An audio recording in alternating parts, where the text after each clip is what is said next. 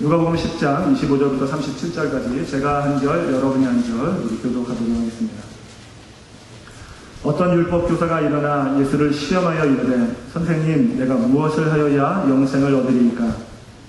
예수께서 이르시되 율법을 무엇이라 기록되었으며 내가 어떻게 있느냐?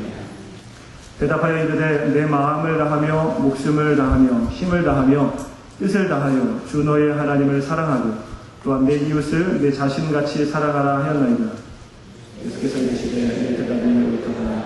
이를 행하라. 그는 살리라 하시니 그 사람이 자기를 옳게 보이려고 예수께 여짜오되 그러면 내 이웃이 누구니이까? 예수께서 대답하여 이르시되 어떤 사람이 예루살렘에서 여리고로 내려가다가 강도를 만나니 강도들이 옷을 벗기고 때려 거의 죽은 것을 버리고 왔더라. 마침 한 제사장이 그 길로 내려가다가 그를 보고 피하여 지나가고 또 이와 같이 한 유대인도 그곳에 이르러 그를 보고 피하여 지나가니 어떤 사마리아 사람은 여행하는 중 거기에 이르러 그를 보고 불쌍히 여겨 가까이 가서 기름과 포도주를 그 상처에 붓고 싸매고 자기 짐승에 태워 주막으로 데리고 가서 돌보아 주니라. 그 이튿날 그가 주막 주인에게 데나리온 2를 내어주며 이르되 이 사람을 돌보아 주라. 비용이 더 들면 내가 돌아올 때에 갚으리라 하였으니 이게 생각에는 이 세 사람 중에 누가 강건한 자의 이웃이 되느니라. 함께 있습니다. 이르되 자비를 베푸는 자니이다. 예수께서 이르시되 가서 너도 그와 같이 하라 하십니다. 아멘. 잠시 기도하겠습니다. 하나님 아버지, 하나님 앞에서 우리가 귀한 말씀을 듣습니다. 그 말씀을 통하여서 하나님의 영혼들을 얼마나 사랑하시는지 그 사랑하는 주님의 마음이 잘 전달되어질 수 있도록 인도하여 주시옵소서. 함께 하실 줄 믿고 감사드리며 우리 주 예수 그리스도 이름으로 기도드렸습니다.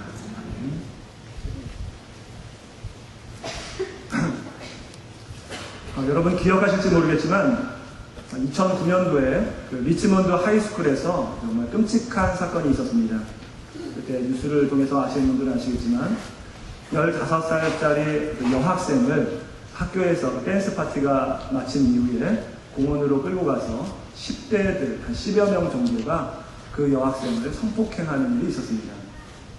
근데 이 사건이 끔찍했던 이유는 뭐냐면 이 여학생이 비명을 지르고 도와달라고 소리를 쳤음에도 불구하고 또 그때 주변에 한 20여 명 되는 시민들이 지나가고 있었음에도 불구하고 아무도 그를 도와주지 않고 아무도 그 남학생들을 제지하지 않고 아무도 경찰에 신고하는 사람이 없었다는 데 있습니다. 이런 일은 어제 오늘만의 일은 아닌 것 같습니다. 예전에도 제가 독일에서 길거리에서 어떤 청년이 있었는데 다른 그 청년들에게 맞고 있었습니다. 폭행을 당하고 있었는데 이 청년을 도와달라고 막 애걸복걸 하는데도 불구하고 지나가는 많은 사람들이 있었음에도 불구하고 아무도 관심을 갖지 않고 결국 이 청년이 죽은 일이 있었습니다. 저는 현대인들에게 가장 큰 죄악 중에 하나가 바로 이 무관심이라고 생각을 합니다. 오늘 우리가 읽은 본문은 잘 알고 있는 말씀인데 율법 교사가 예수님께 질문하는 장면이 있습니다. 질문의 의도는 우리가 보신 바와 같이 예수님을 시험하고자 질문하였습니다. 불순한 의도로 질문하였습니다. 잘못된 것입니다. 그러나 이 율법교사가 비록 불순한 의도로 질문을 했지만 그러나 그가 질문했던 이 질문은 너무나 중요한 질문입니다. 우리는 이 질문에 관심을 가져야 됩니다. 첫 번째 질문은 25절에 보니까 무엇을 하여야 영생을 얻으리일까 하는 이입니다. 여러분, 우리는 영생에 대해서 관심을 가져야 합니다. 무엇을 하여야 영생을 얻으리일까?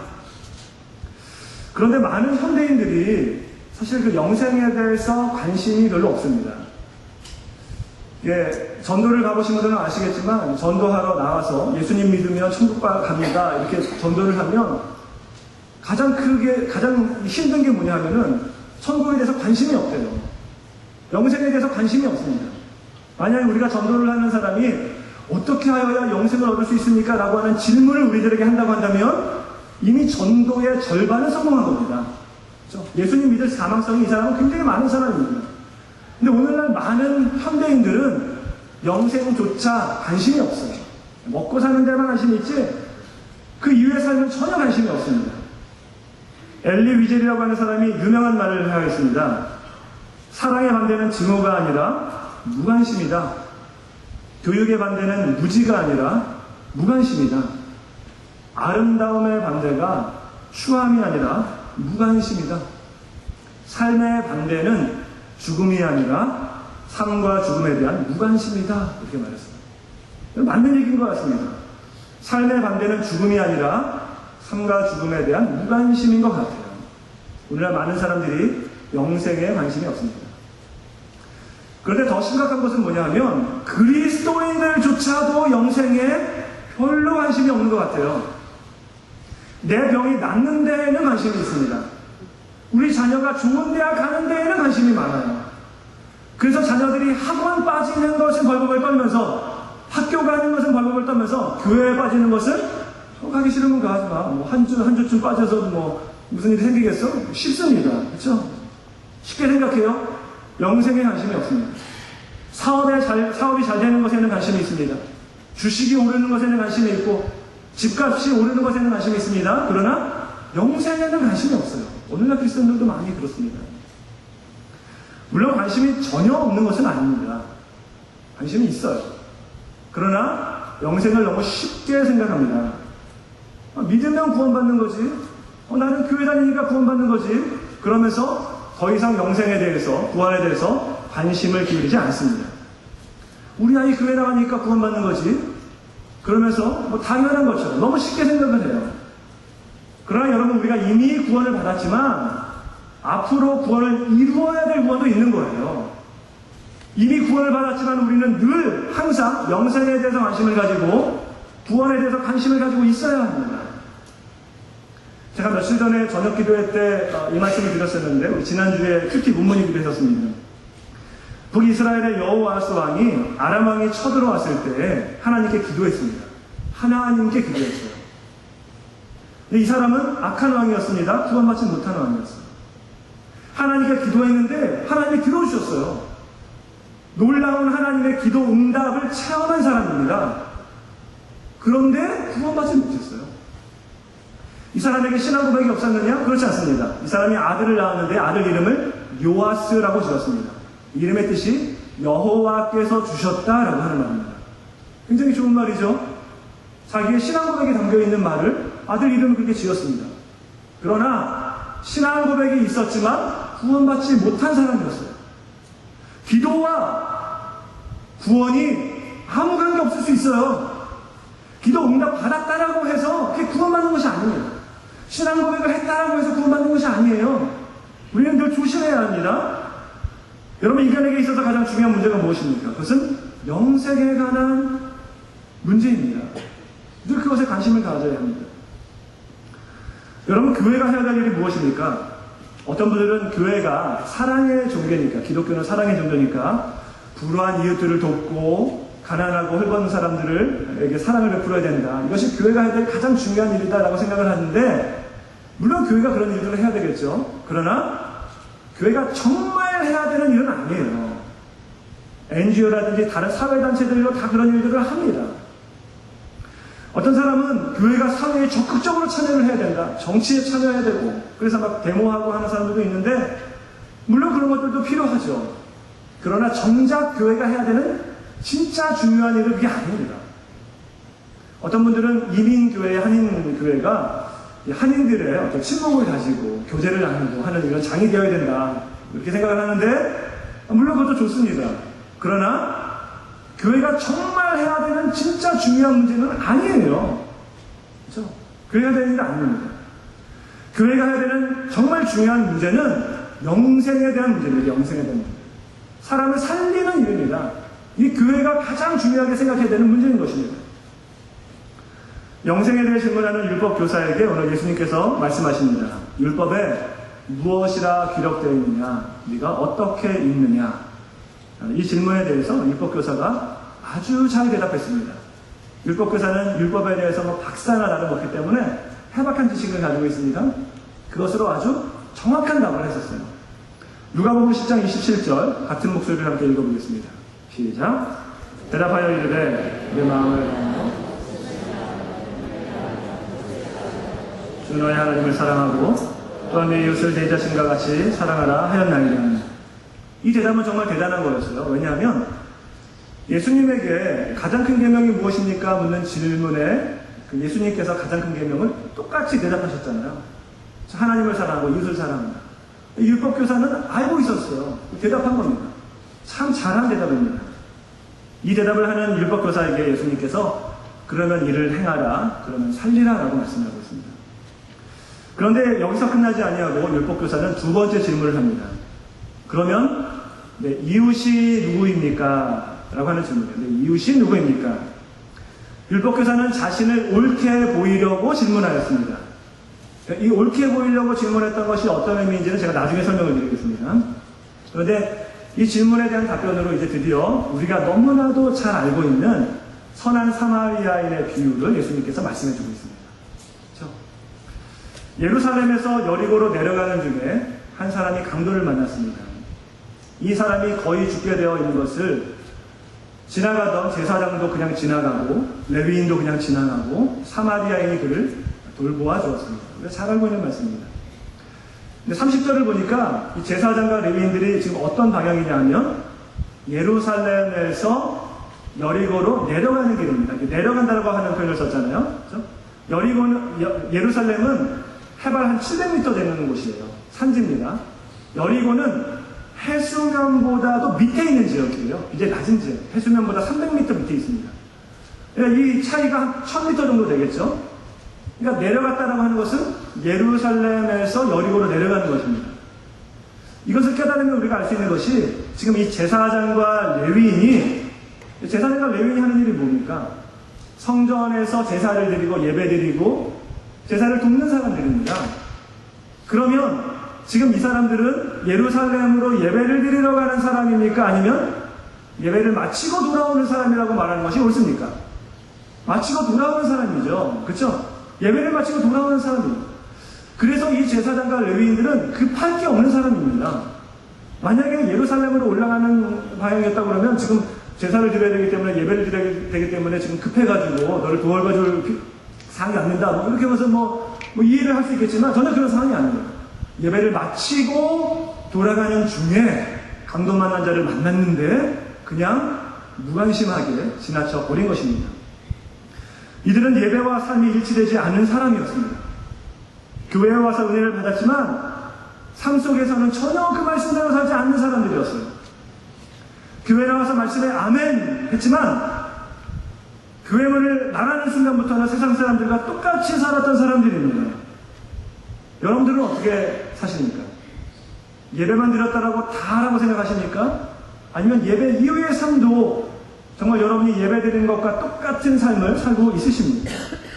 만약에 여러분들이 교회 문을 나가는 순간 세상 사람들과 똑같이 산다고 한다면 그러면 여러분들은 제사장과 레위 사람과 똑같은 사람이 되어버리는 것입니다.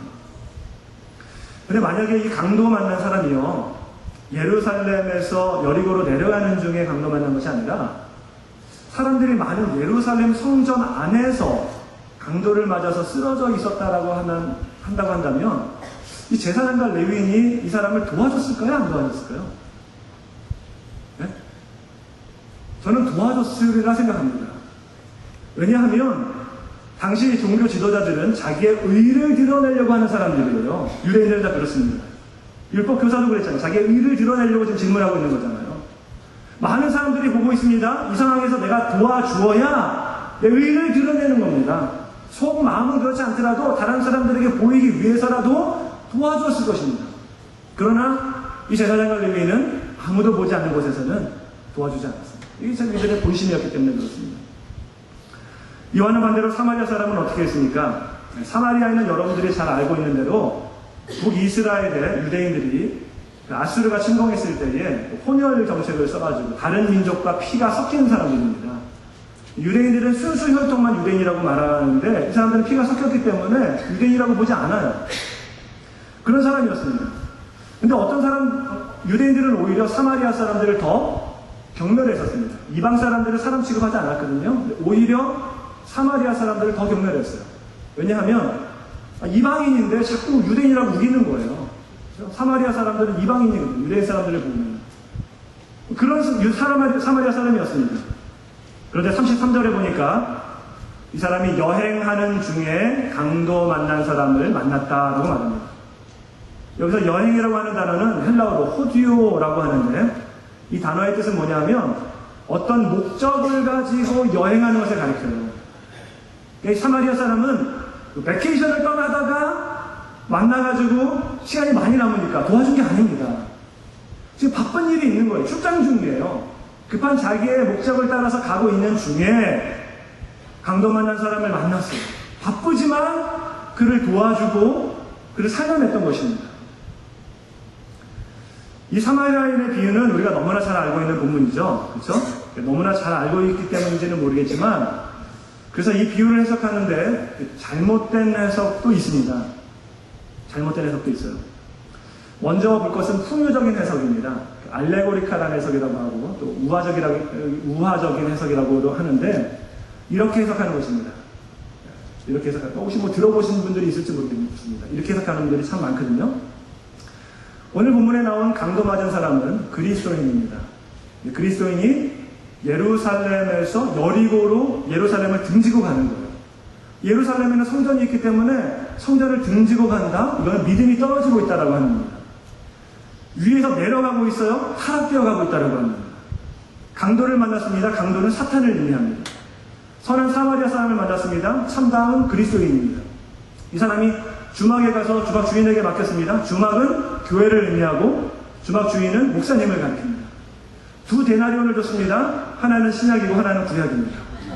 그리고 다시 돌아올 때 자기가 갚아주겠다고 합니다. 다시 돌아오는 것은 예수님의 재림을 가리킵니다. 이게 제 해석 아니에요. 네. 풍유적 해석이라고 합니다. 실제로 이렇게 해석하는 사람들이 많아요. 희한한 것은 이렇게 해석하잖아요. 성도들이 굉장히 은혜를 받습니다. 희한해요. 이 비유에 대한 또 다른 해석은 선한 행위에 강조를 두는 것입니다.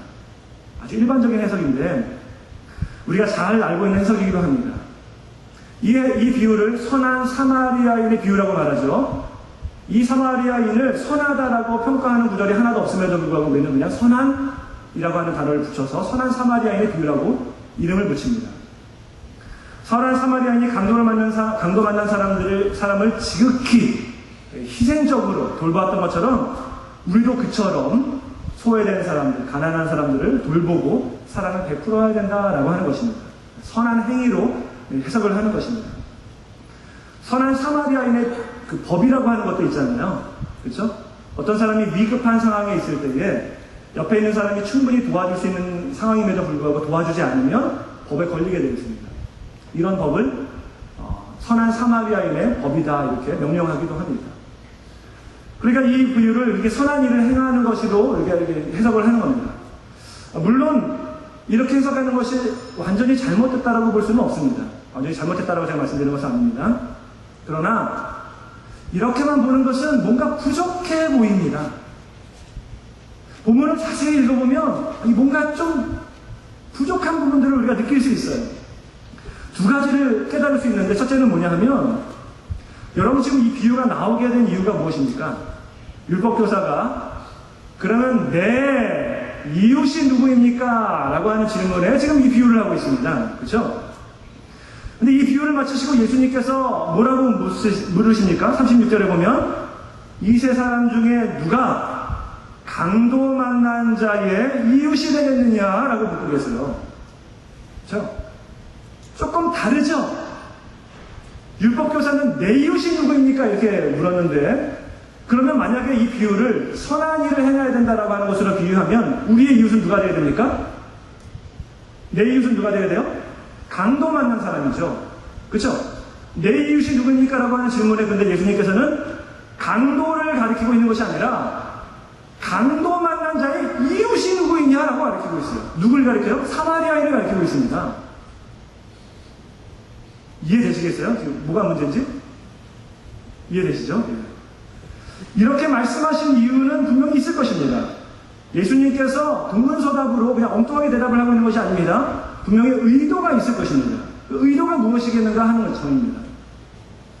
두 번째 부족한 부분은, 여러분 지금 이 비유가 나오게 된 전체적인 배경은 뭐냐면, 율법교사가 어떻게 하여야 영생을 얻겠습니까? 이 영생에 대한 질문에서부터 비롯되었습니다. 그러면서 선한 사마리아인의 비유를 하고 있는 것입니다. 근데 만약에 이것을 선한 일을 행해야 된다라고 해석을 한다고 한다면 영생을 얻는데 선한 일을 행해야 된다라고 하는 식으로 해석이 될 수 있습니다. 이렇게 보면 이 본문이 꼭 행위 구원을 말하고 있는 것처럼 보입니다. 그렇죠? 구원은 예수님으로 말미암아, 예수님을 믿음으로 말미암아 구원을 얻는 것인데 선한 일을 행함으로 말미암아 구원을 얻는 것처럼 말하고 있어요. 성경 전체가 말하고 있는 것과 조금 다른 얘기를 하고 있습니다. 물론 행위가 잘못됐다라고 말하는 얘기는 아닙니다. 믿음과 행위는 항상 같이 가는 것입니다. 그러나 믿음으로 말미암아 구원을 받는 것이지 우리의 의로 구원을 받는 것이 아니에요. 그렇죠? 그러면 이 비유를 어떻게 해석해야 할까요? 네? 저는 오랫동안 이 본문에 대해서 고민이 많았습니다. 여러분들은 별로 관심이 없을지 모르겠지만 성경을 연구하는 저에게는 굉장한 그 딜레마였어요. 이걸 어떻게 해석해야 되나. 이 부분에 대한 책도 무지 많이 읽었습니다. 그런데 그다지 그렇게 만족할 만한 답을 얻지 못했습니다. 하나님께 기도했습니다. 하나님 이게 어떻게 봐야 합니까? 기도하면서 성경을 연구하는 중에 해답을 찾아냈습니다. 그 부분을 제가 오늘 말씀드리려고 합니다. 근데 이게 저만 이렇게 하는 것이 아니라 원래 해 아래 새 것은 없습니다.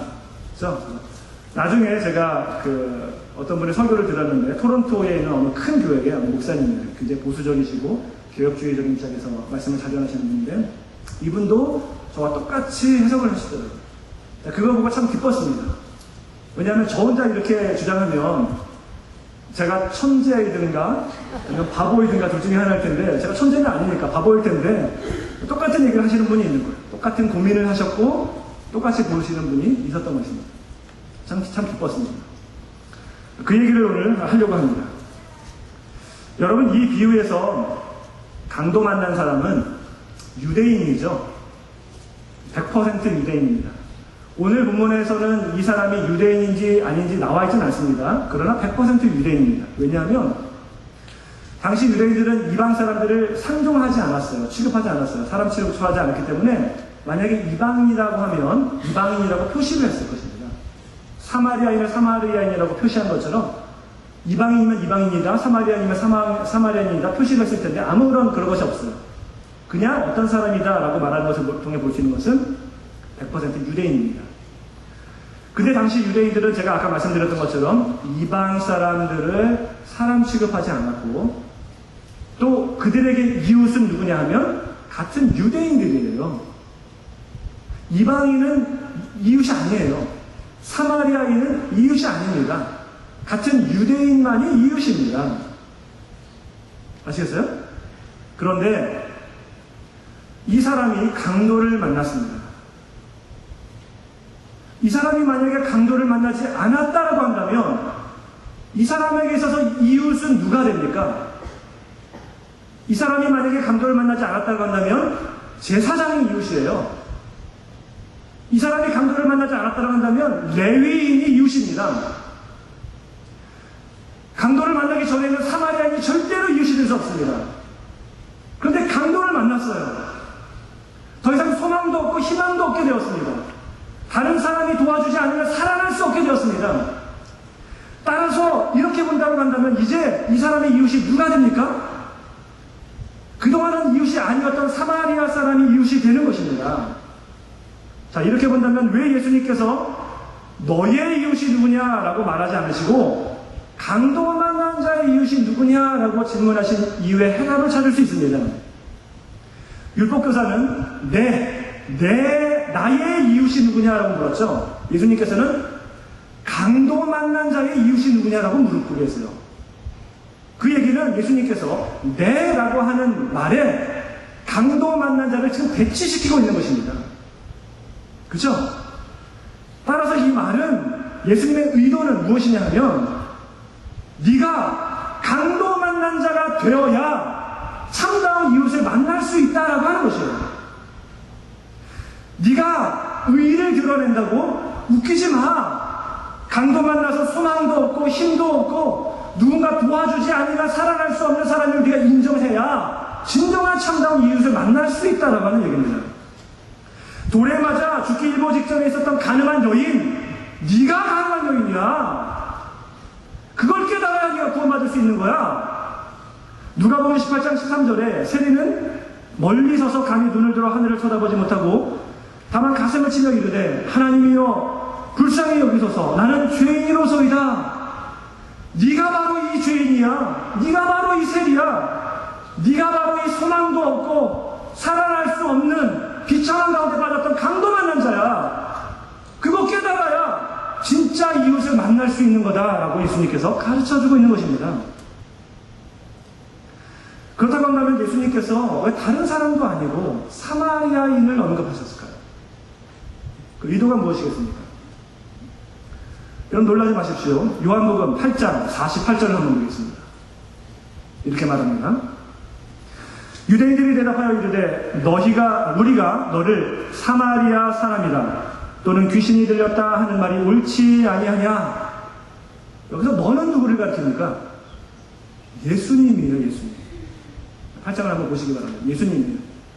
당시 유대인들이 예수님을 사마리아인이라고 일컫고 있었습니다. 예수님이 진짜 사마리아인이기 때문에 일컫는 게 아니라 그렇게 사람 취급을 안 했다는 거예요. 유대인으로 상종을 하지 않았다는 것입니다. 이방 사람처럼 사마리아 사람처럼 취급했다고 하는 것입니다. 따라서 예수님께서 사마리아인을 특별히 언급하신 이유는 당시 유대인들을 그런 예수님을 가리켜서 사마리아인이라고 부르고 있는 이 문맥을 염두에 두시고 사마리아인을 지금 말씀하고 있는 것이에요. 그래서 예수님이 이렇게 말하고 있는 것입니다. 강도 만난 자의 이웃이 누구냐? 바로 참 이웃 대신 예수 그리스도 그 사마리아인이라고 하는 것입니다. 강도 만난 자가 사마리아인을 만나서 구원받는 것처럼 너도 강도 만난 자가 참 이웃인 예수 그리스도를 만나야 구원받을 수 있다라고 하는 의도로 지금 말씀을 하고 있는 것이에요. 그런데 이 율법교사는 끝까지 그것을 인정하고 싶지 않았습니다. 왜냐하면 여러분 예수님이 강도 만난 자의 이웃이 누구냐라고 하는 질문에 대한 답은 무엇입니까? 사마리아인이죠. 본문에서 사마리아인밖에 안 나왔잖아요. 그렇죠? 그런데 이 율법교사가 뭐라고 대답합니까? 뭐라고 대답해요? 자비를 베푼 자니이다. 자비를 베푼 자니이다. 끝까지 사마리아인을 인정하고 싶지 않았던 거예요. 자비를 베푼 사람이 이웃입니다. 이렇게 말을 하는 겁니다. 여러분 사실 이 율법교사는 이미 이웃에게 사랑을 많이 베풀던 사람입니다. 29절에 보면 자신을 옳게 보이려고 이 질문을 했다라고 말합니다. 여러분 이 질문을 하면서 어떻게 옳게 보일 수 있을까요? 어떻게 이 질문을 통해서 옳게 보일 수 있을까요? 아마 이런 의도로 물어본 것 같습니다. 당시 유대인들은 이웃이 누구냐라고 했을 때 유대인들을 가리키고 또 구약 율법에 보면은 가장 가난한 사람들을 과부와 고아로 봤거든요. 그러니까 예수님에게 내 이웃이 누구입니까? 물어보면 예수님께서 가장 가난한 비천한 가운데 있는 그 고아와 과부다. 강도 만난 사람처럼 그 가난한 이웃이다 라고 대답할 줄 알았겠죠. 이렇게 대답하면 이 율법교사가 저는 이미 그들을 돕고 있습니다. 저는 이미 그들을 사랑하고 있습니다 라고 자기의 의를 드러내려고 했던 것이에요. 예수님께서는 그걸 깨뜨려 버리시는 겁니다. 네가 네 의로 구원받을 수 있다고? 천만의 말이다. 네가 강도 만난 사람이야. 네가 강도 만난 사람을 인정해야 참 사마리아인을 만날 수 있고 예수 그리스도를 만날 수 있는 것이고 그래야 구원받을 수 있는 것이다 라고 예수님께서 말을 하고 있는 것입니다. 여러분 이제 오늘날 이 강도 만나는 사람이 누구입니까? 그럼 저와 여러분이 강도 만난 사람입니다. 아무런 소망도 없는 사람이에요. 죄로 인해 죽었던 사람입니다. 감히 고개를 들고 하늘을 쳐다볼 수 없는 죄의 비참한 가운데 빠졌던 죄인들입니다. 그 강도 만난 사람을 사마리아인이 구해주었던 것처럼 예수님께서도 우리를 위해서 십자가에 달려 돌아가시고 피를 흘리심으로 말미암아 우리를 구원해 주셨습니다. 우리가 철저하게 죄인임을 깨달아야 그래야 예수님 만나는 거예요. 그러기 전에는 정말로 예수님을 만날 수 없는 것입니다. 이제 예수님께서는 이렇게 말씀하십니다. 37절에 가서 너도 이와 같이 하라. 가서 너도 이와 같이 하라. 예수님이 행하셨던 것처럼 강도 만난 자를 도와줬던 그 사마리아인처럼 그와 같이 그들에게 생명을 주라라고 우리에게 명령하고 있습니다. 여러분, 우리에게 있어서 강도 만난 사람은 누구입니까? 가난한 사람, 헐벗은 사람, 그런 사람을 말하는 게 아니에요. 영적으로 죽어가는 사람을 가리키는 것입니다. 여러분, 강도 만난 사람에게 무관심하게 지나갔던 레위인과 제사장, 리치먼드 하이스쿨에서 한 여학생이 죽어가고 있음에도 불구하고 무심하게 지나갔던 많은 시민들, 그들의 무관심으로 말미암아 많은 사람들이 죽어갔습니다. 우리도 마찬가지예요. 영적으로 죽어가고 있는 많은 사람들이 있는데 그들에게 무관심으로 대한다고 한다면 우리도 그들처럼 똑같은 죄를 짓고 있는 것입니다. 여러분, 관심은 용기인 것 같아요. 용기. 여러분, 이 제사장과 레위인이 이 거반 죽게 된 사람을 왜 도와주지 않았을까? 뭐 이런 이유도 있지 않았을까 생각이 돼요. 사실 저도 길에 가다가 이렇게 피 흘려서 죽게 된 사람을 보게 되면 선뜻 도와줄 수 있을까라는 생각이 듭니다. 왜냐하면 저는 피만 보더라도 겁이 나거든요. 어떤 사람이 누워있어. 이거 겁나 무슨 일이 있을지 모르니까. 용기가 필요한 것 같아요. 근데 복음을 전하는 일에도 용기가 필요한 것 같아요. 관심은 용기입니다. 여러분이 예수님을 믿는다고 한다면, 성령이 여러분 안에 거하신다고 한다면 때때로 성령님께서 여러분에게 말씀하십니다. 지나가는 사람 있지? 이 사람에게 전도해. 복음을 전해라라고 말씀하실 때가 있어요. 여러분, 그럴 때 있지 않습니까? 저 사람에게 전도해야 되나? 근데 우리 마음속에서 막 갈등이 일어납니다. 한쪽에서는 전도해야 된다는 생각이 들지만 한쪽에서는 아니야. 말을 꺼냈다가 무슨 봉변을 당할지 몰라. 저 사람 너무 무섭게 생겼어. 저 사람은 믿을 관상이 아니야. 내가 잘못 들었나 봐. 이상하네 오늘. 괜히 말을 꺼냈다가 우리가 좋았던 관계가 깨지면 어떡하지? 이런 식으로 막 갈등을 합니다. 그러면서 순종하지 않을 때가 있어요. 그러나 여러분, 용기를 내어서 성령님께서 마음속에 민감하게 말씀하시는 말씀에 민감하게 우리가 반응할 수 있어야 합니다. 용기를 내셔야 돼요. 오늘 본문의 사마리아인은 33절에 보니까 강도 만난 사람을 보고 불쌍히 여겼다라고 말합니다. 불쌍히 여겼어요. 저는 우리에게 필요한 마음이 바로 이 마음입니다. 불쌍히 여기는 마음. 이 마음이 바로 예수님의 마음입니다. 제가 알고 있는 한 친구가 속해 있는 그 선교단체에 한 자매가 있었는데, 이 자매가 어느 날 노방전도를 하다가 어떤 한 아주마를 만났대요. 아주마를 만나서 이제 복음을 전하기 시작하는데, 하나님께서 참 안타까운 마음을 이 자매에게 엄청 많이 부어주셨다고 해요. 그래서 이 아주마를 얼마나 사랑하시는지, 이 사람이 정말로 예수 믿고 구원받아야 된다고 하니까 안타까운 마음, 긍휼히 여기는 마음, 불쌍히 여기는 마음이 이 자매 마음 가운데 정말 넘치게 차고 넘치게 막 이렇게 부어주셨대요. 그러니까 복음을 전하지 못하고 복음을 전하려고 앉았는데 이 아주머니의 손을 딱 붙잡고 막 울기 시작하더래요. 아주머니 예수 믿어야 천국 가요. 예수 믿어야 영생을 얻어요. 그러면서 막 팍팍 울기 시작했다고 합니다. 이 아주머니는 영문도 모르고 깜짝 놀라서 당황하고 있다가 이 아가씨가 울고 있으니까 같이 덩달아 막 울면서 부둥켜 갖고 막 울었대요. 추스리고 나서 복음을 증거했는데 이 아줌마가 드디어 예수님을 영접하고 영생을 얻었다라고 합니다. 그러면서 그 아주머니가 하는 말이 왠지는 모르겠는데 이 자매가 정말로 자기를 위해서 웃는 거 보니까 뭔가 진짜가 있구나라는 생각이 들어서 예수님을 영접했다라고 말을 합니다. 여러분, 우리에게 이 마음이 필요합니다. 죽어가는 영혼들을 바라보면서도 긍휼히 여기는 마음이 없다면, 불쌍히 여기는 마음이 없다면 여러분, 우리들의 신앙을 점검해 봐야 합니다. 믿지 않는 남편을 보면서도 긍휼히 여기는 마음이 없다면 우리의 신앙을 점검해 봐야 합니다. 믿지 않는 친척과 가족들을 보면서 불쌍히 여기는 마음이 없다고 한다면, 안타까워하는 마음이 없다고 한다면 우리의 신앙을 다시 한번 점검해 봐야 합니다. 제가 예전에 몇 년 전에, 오래전이죠, 가정교회 세미나를 간 적이 있었습니다. 제가 예전에도 한번 말씀드렸던 것 같은데, 제가 그때 그 세미나를 아틀란타 침례교회로 갔었습니다. 근데 그 교회의 첫인상이 굉장히 어색했어요. 뭔가 서투르고 뭔가 이상하다. 뭐가 이상했냐면, 뭐가 엉성했냐면, 사회를 보시는 어떤 그 형제님이 굉장히 엉성하게 사회를 보는 거예요. 본인도 얘기하더라고요. 자기가 태어나서 처음으로 사회를 보는 거라고. 준비도 하나도 없이 그냥 굉장히 어색했습니다.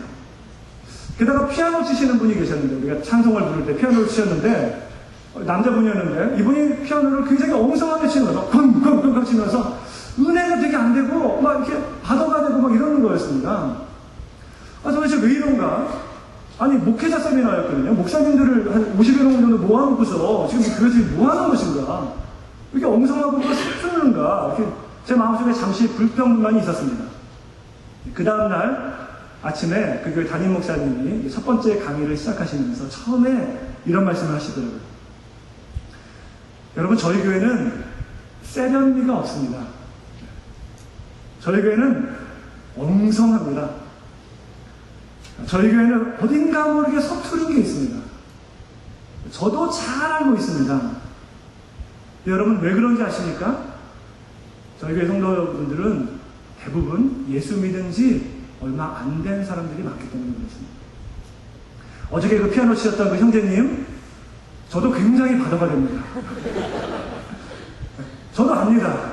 근데 그분이 얼마 전에 예수님 믿고 섬기겠다라고, 자기가 피아노 좀 칠 수 있는데 섬기겠다고 나와서 치고 있는 거예요. 여러분, 감사한 일 아닙니까? 그렇게 말씀하십니다. 그렇게 말씀하시는데 어저께 그 불평했던 제 마음이 얼마나 부끄럽던지 제가 회개하며 드리겠습니다. 그러면서 그분이 이런 말씀을 또 하시더라고요. 교회는 병원과 같은 교회가 되어야 합니다. 병원은 너무나 당연한 것들이 큰 기쁨이 되는 곳입니다. 여러분, 손가락 탁 하는 거 어려우십니까, 여러분? 요거 어려우세요? 근데 병원에서는 저 중환자실에 있는 환자가 드디어 손가락이 이렇게 움직였대. 이거 보고 온 교회가, 온 병원이 막 난리가 납니다. 큰 기쁨이 되는 것입니다. 감격이 되는 것입니다. 여러분, 눈동자 하나 이렇게 깜빡하는 거 어려우십니까? 지금도 막 깜빡깜빡 하시는 분이 계시는데, 눈꺼풀이 무거워서 이렇게 또 두시는 분도 계시고 그러시는데, 어려우세요? 아니죠. 근데 병원에서는 세상에 중환자실에 있는 저 환자가 드디어 눈을 한 번, 두 번도 아니야, 한 번 깜빡했대. 이것이 엄청나게 기쁜 소식이 됩니다. 걸어다니는 거 아무 문제가 안 됩니다. 소병실에 있는 환자가 드디어 첫 발을 걸었대. 이것이 감격의 소식이요, 온 병원의 기쁨의 소식이 되는 것입니다. 여러분, 교회는 그와 같은 곳이 되어야 합니다. 어떤 분이 있는데, 내가 기도하는 어떤 분이 계시는데, 드디어 이분이 교회에 첫 발을 내딛었대. 우리는 아무것도 아니에요. 근데 이것이 엄청나게 기쁜 소식입니다. 어떤 분이 드디어 두 손을 모으고 기도하기 시작했대. 이게 기쁨의 소식이에요. 우리 너무나 당연합니다. 어떤 분이 드디어 손을 들고 하나님을 찬양하기 시작했대. 이게 너무나 당연한 것인데 이게 기쁨의 소식입니다. 여러분, 교회는 이와 같은 곳이 되어야 합니다. 이렇게 당연한 일들이, 기쁨이 되는 일들이 많아져야 합니다. 여러분, 이 지역에 죽어가는 많은 사람들이 있습니다. 강도 만난 사람들이 아니라 사탄의 지배를 받고 죽어가고 있는 많은 사람들이 있어요. 우리는 그 사람들에게 관심을 가져야 합니다. 아주 오래전에 그 로벨의 장군이라고 하는 영화가 있었다고 합니다. 2차 대전 중에 독일군이 프랑스를 점령하여서 프랑스의 그 레지스탕스들이, 저항가들이 막 이렇게 저항을 하다가 붙잡혀서 처형을 당한 일이 많았다고 합니다. 근데 그때 한 저항가 어떤 한 사람이 있었는데, 붙잡혔던 어떤 한 사람이 있었는데 억울하다는 거예요. 왜냐하면 나는 아무것도 안 했다. 나는 저항운동을 벌인 적도 없고, 나는 그냥 내 직장 다니면서 그냥 내 삶을 살았을 뿐이다. 난 잘못 잡혀갔다. 난 아무 일도 하지 않았다라고 막 억울해서 호소를 했다고 합니다. 그렇게 호소하는 그 사람 옆에서 그 저항운동가 한 사람이 곁에서 조용히 이렇게 말했다고 합니다. 당신이 아무 일도 하지 않았다라고 하는 것, 그것 자체가 잘못이다.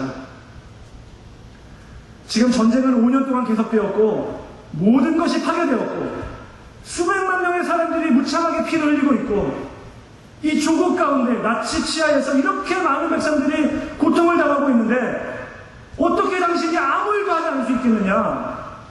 아무 일도 하지 않았다라고 그것 자체로 당신은 죽어 마땅하다. 여러분, 강도 맞은 사람처럼 영적으로 죽어가고 있는 많은 사람들이 있습니다. 그 사람들에게 무관심하게 대한다고 한다면 우리에게 큰 죄가 있는 것입니다. 사도 바울은 이렇게 말합니다. 고린도전서 9장 16절에서 같이 한번 읽어보겠습니다. 시작. 내가 복음을 전할지라도 자랑할 것이 없으면 내가 부득불할 일입니다. 만일 복음을 전하지 아니하면 내게 화가 있을 것입니다. 이것은 사도 바울만의 고백이 아닙니다. 성경 말씀이에요. 모든 믿는 자들에게 해당되는 것입니다. 여러분, 무관심은 죄입니다. 우리 말씀 기억하시고 죽어가는 많은 영혼들에게 복음을 증거하실 수 있는 저와 여러분 되셨으면 좋겠습니다. 말씀을 맺겠습니다. 정리하면 오늘 본문에서 율법 교사는 그저 불순한 의도였지만 아주 중요한 질문을 던지고 있습니다. 어떻게 하여야 영생을 얻으리이까? 우리는 늘 이 질문에 관심을 가져야 합니다. 이미 구원받았지만 구원에 대해서 계속해서 관심을 갖고 영생에 대해서 계속해서 관심을 가져야 합니다.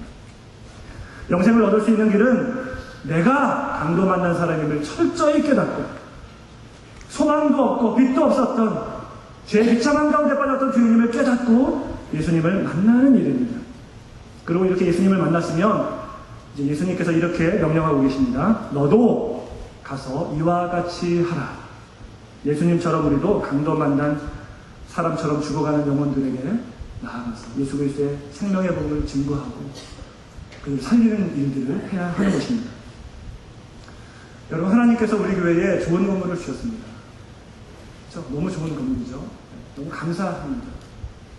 최근에 오신 분들은 잘 모르시겠지만 우리 사나무에 있었을 때부터 계셨던 분들은 이게 얼마나 감격적인 일인지 잘 알 거예요. 그렇죠? 우리가 얼마나 저쪽에서 이렇게 새해 들어 살면서 서럽게, 물론 미국 교회가 참 잘해줬습니다. 너무 감사하죠. 그러나 우리 교회 건물하고는 다르잖아요. 정말 뜻하지도 않았는데 하나님께서 너무나 좋은 건물을 주셨습니다. 이렇게 좋은 건물을 주신 그 은혜에 보답하는 길이 무엇이겠습니까? 그것은 이 건물을 주신 목적대로 살아가는 것입니다. 그 목적이 무엇입니까? 생명을 살리는 일입니다. 왜요? 그게 교회의 유일한 목적이기 때문에 그렇습니다. 저는 우리 모든 성도들에게 복음에 대한 열정이 생겼으면 좋겠습니다. 참 감사한 것은, 저는 저희 교회 참 좋아하거든요. 참 너무 감사해요. 참 감사한 것 중에 하나는 뭐냐면 저희 교회에 영혼을 향한 열정들이 많으신, 그 전도의 열정이 많으신 분들이 참 많이 계세요.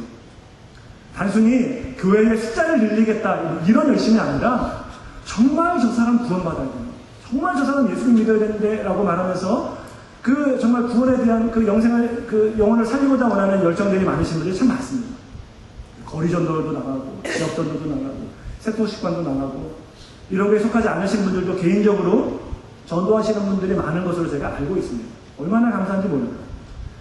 그런데 바라기로는 이러한 복음에 대한 열정이 온 교회에 퍼져나갔으면 좋겠습니다. 모든 성도들이, 우리 교회에 들어오는 모든 성도들은 정말 죽어가는 한 영혼의 관심을 가지고 정말 그들을 불쌍히 여기며 나아가서 복음을 증거하는 그런 열정들로 불타올랐으면 좋겠습니다.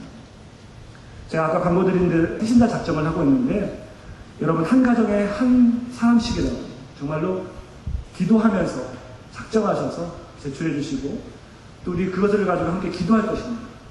만약 아직 태신자가 없다고 한다면 여러분 기도하세요. 하나님 나에게 전도 대상자를 붙여주시옵소서. 그럼 하나님께서 눈을 열어서 분명히 보이게 할 것입니다. 나중에 적으셔도 괜찮아요. 여러분, 한 분도 빠짐없이 전부 다 우리가 죽어가는 영혼들을 사랑하며 그의 복음을 증거하실 수 있는 열정들로 불타오를 수 있는 저와 여러분 되시기를 간절히 축원합니다.